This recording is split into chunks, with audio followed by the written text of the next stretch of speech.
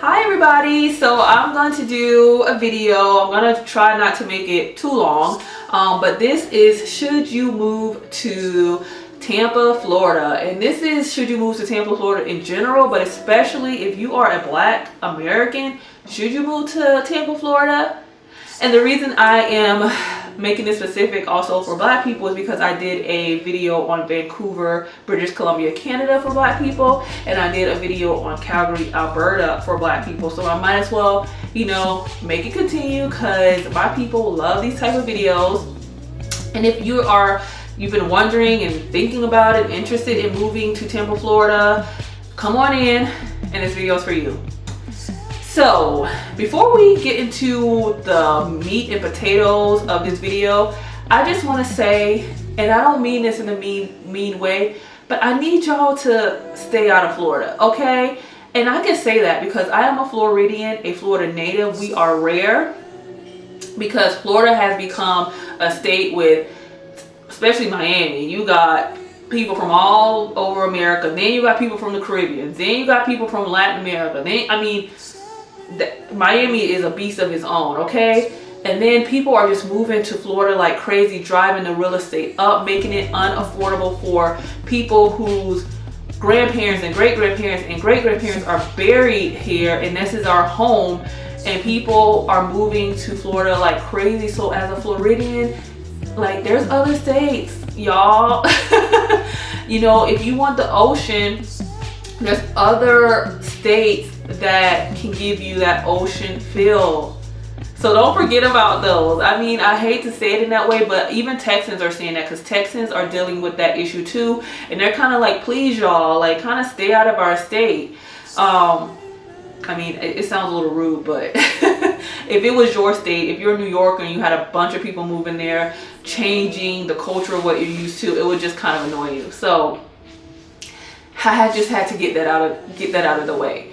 So I'm going to talk about Tampa and should you move there. I'm going to talk about the demographics. I'm going to talk about everything. So originally, a little bit about me. I grew up in a town like my whole life, 1 hour outside of Tampa. I grew up there my entire life until I was 18. And then at the age of 18, when I entered university, I moved to Hillsborough County. Tampa is in Hillsborough County. I moved to a tiny suburb right on the cusp of Tampa, meaning if you want to live in Tampa but live in the suburb, I lived in a suburb called Brandon, which is still considered Tampa because if it's a street, this side is Tampa, this side is Brandon. It's just a new developed suburban area, and that is where I lived, okay? And then, so after that, you all know Canada became my second home. And that's why I know so much about Canada. And now in the near future, I am going back to Florida, and it is completely different than how I left it. I actually was just there to see a bunch of family and friends. And when I tell you it changed so much, I was kind of sad. But it is what it is. You got to roll with the punches, okay? Growing up, Florida was a black, white, and Spanish. Black, white, and Spanish. Black, white, and Spanish, black, white, and Spanish. That's what you got. And then I remember, like, more towards middle school and high school, I remember like going to school and there would be a new kid and it would be people from New York. And I'd be like, where are these New Yorkers? Like, people from the upstate. Like, one of my best friends was from New York. One of my best friends was from Jersey. Like, all of these people were coming to Florida. Now, everybody. And especially, I know this video is on Tampa, but if you want to live in Miami and you want to compete and you don't speak Spanish, you are going to have a hard time. And it sucks. I don't like it, but that is the gist of what's going on in Florida.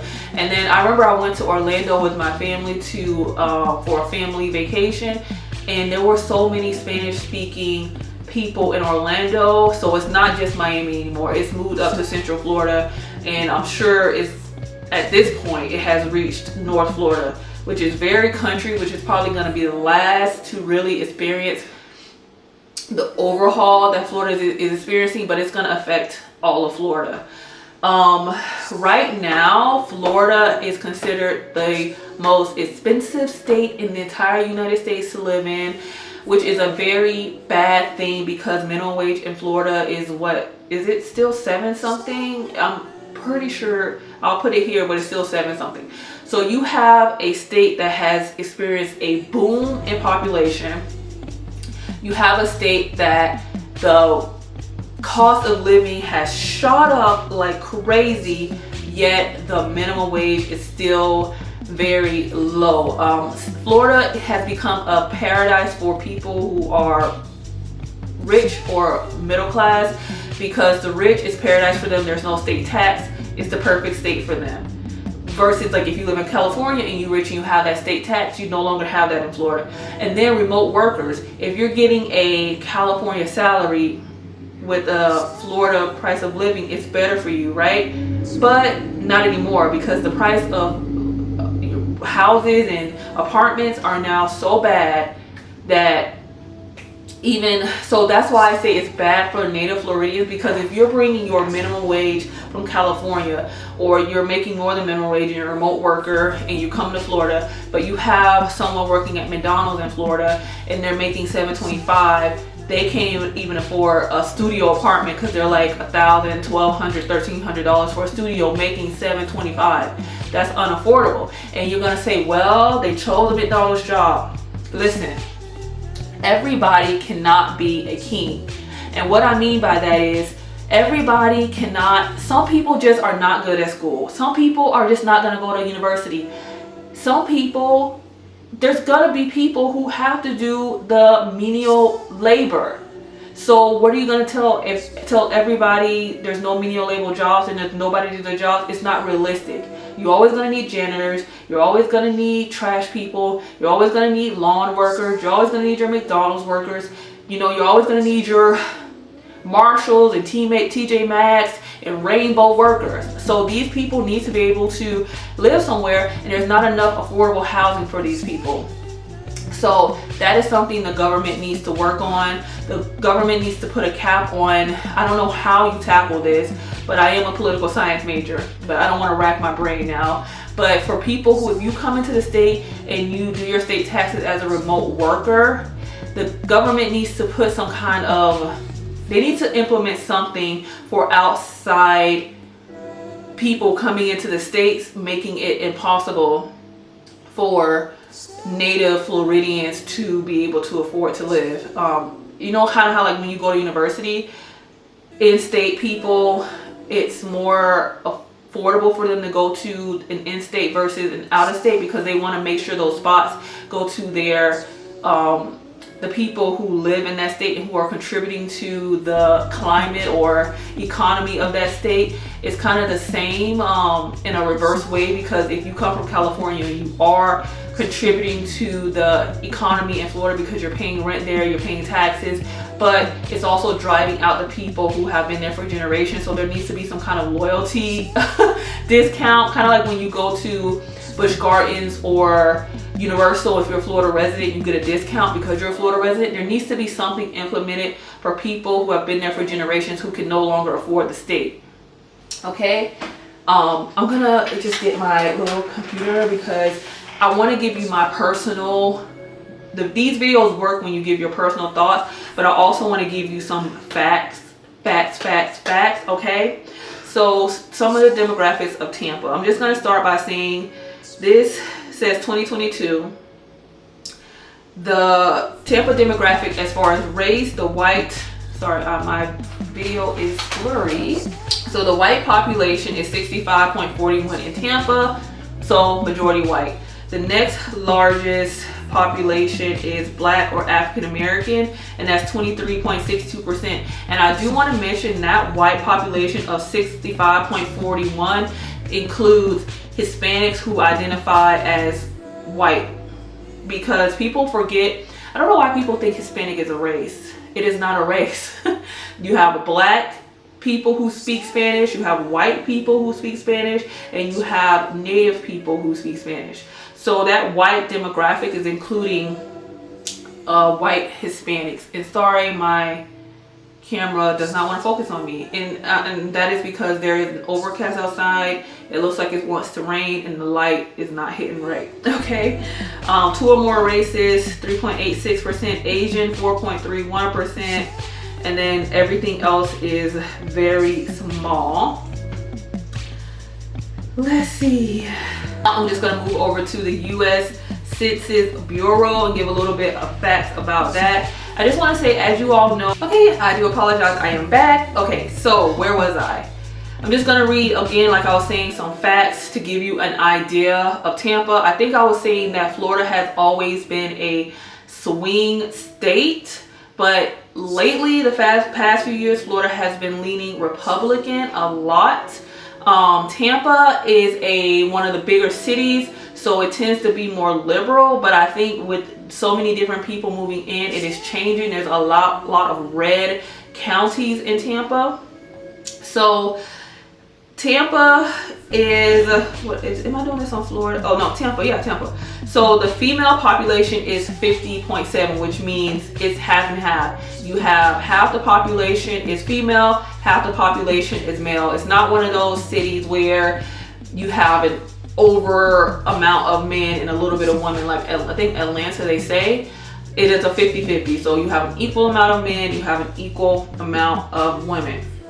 So the under 18 population is 21.4, which is good. That is one of the positives about right now with the people moving in, is because you're making Florida a younger state. Because of course, as you know, Florida has always been a retirement state, lots of old people, but with a lot of young professionals moving into Florida, the younger population is starting to come up. And of course, when you have a younger population, you have a usually more liberal population.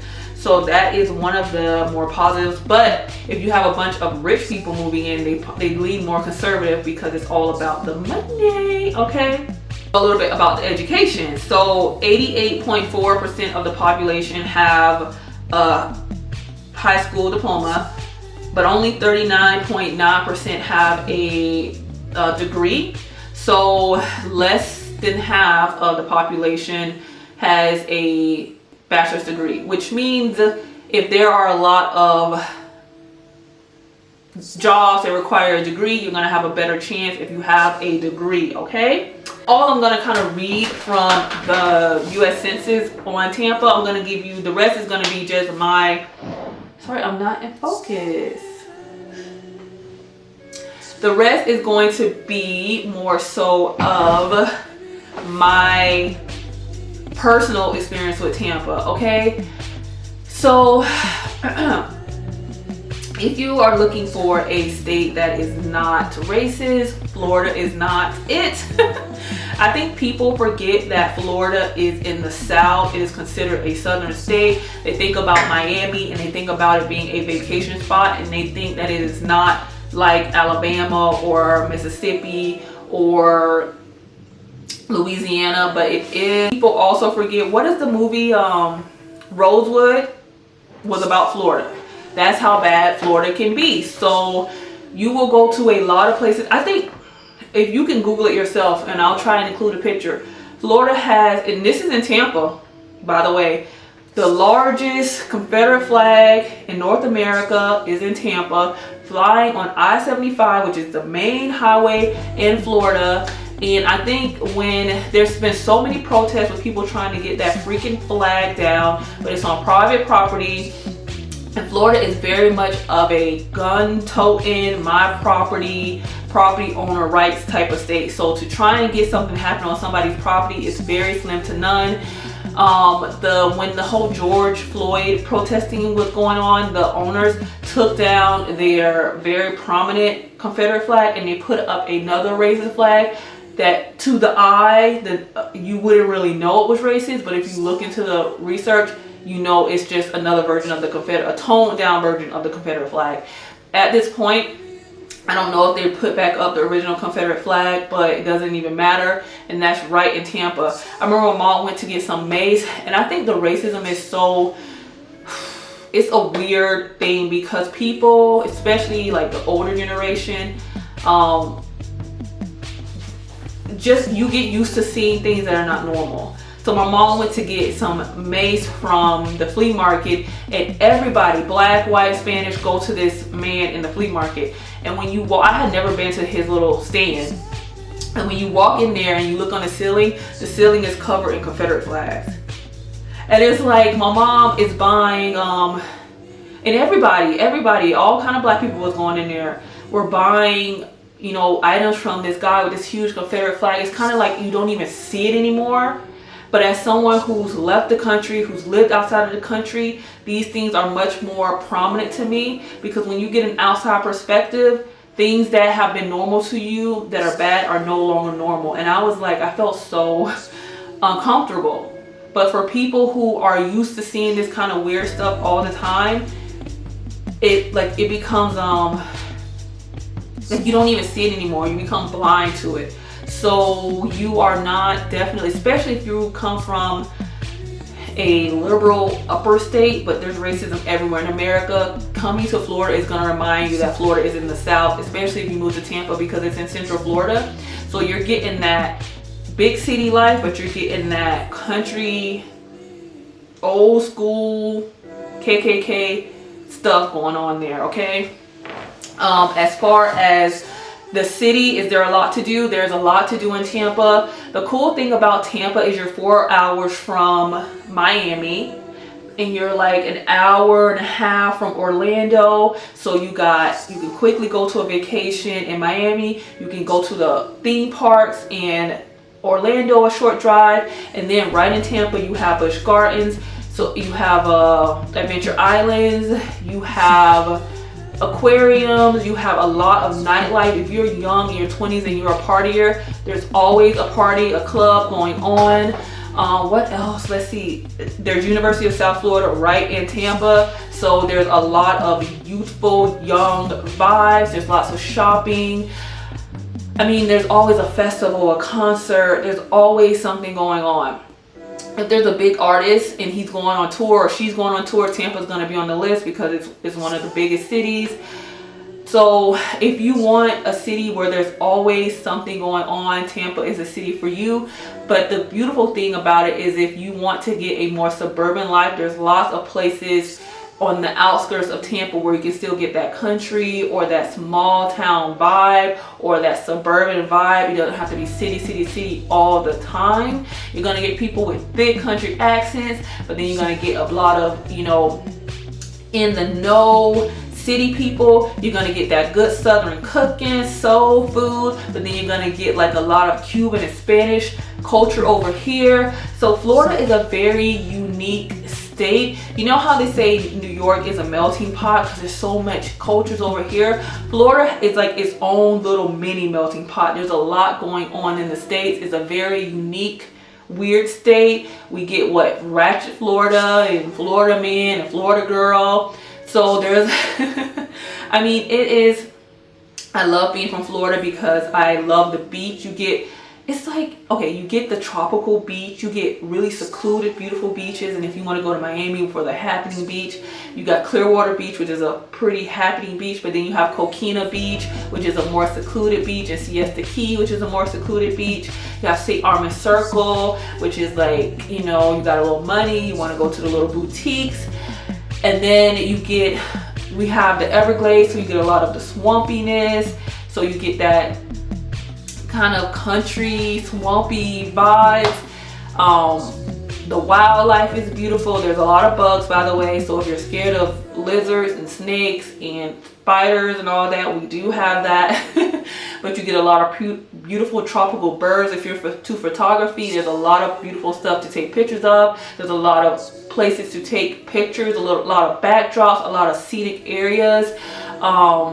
There's a lot. One cool thing, even though I talked about racism, the cool thing about Tampa is there is a larger, you need a black population above 20% to me, because you have enough of you to where you feel like people have your back. You're not like 5% of the population or 3% like in Utah or Idaho. It is a growing city. So if you are interested in real estate, especially if you're a Floridian watching that right now, get some property because it's gonna be bad. My grandma has property, and my mom and my uncles and aunts, they own acreages and property there that was passed down from my grandma, thank God. Because the real estate is booming there. When I go back, I am quickly, sorry, my nose ring.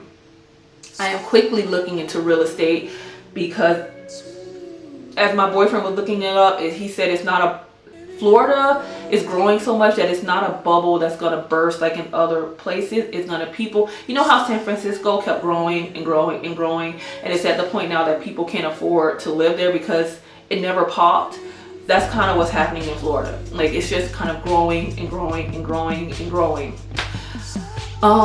So other than my biasness as a Floridian, as a native, not wanting people to move to Florida, overall, should you move to Florida, Tampa, Florida in particular? If you are a young professional, yes. If you like a tropical place, but you can also get that country vibe, you can also get the southern soul food, hospitality, but you got a lot of other cultures mixed in there. If you like excitement, Tampa's a city for you. The traffic is bad though. The traffic is bad. I say leave early or you're going to be crying. Leave early. That's just all I can tell you. One weird thing about Florida, when you're driving, do not put on, like, I hate people who don't use their blinker. But if traffic is bad and you want to get over and you put on your blinker, people will purposely not let you over if you put your blinker on. You gotta not put your blinker on and act like you don't want to get over and then get over. Because people are petty and they won't let you over. It's really weird.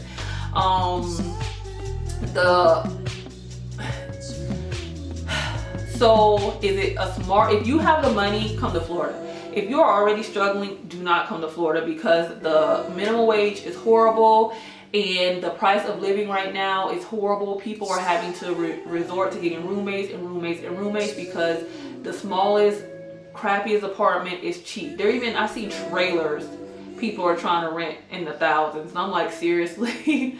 So if you are struggling in your current state, do not come to Florida because you're going to struggle worse.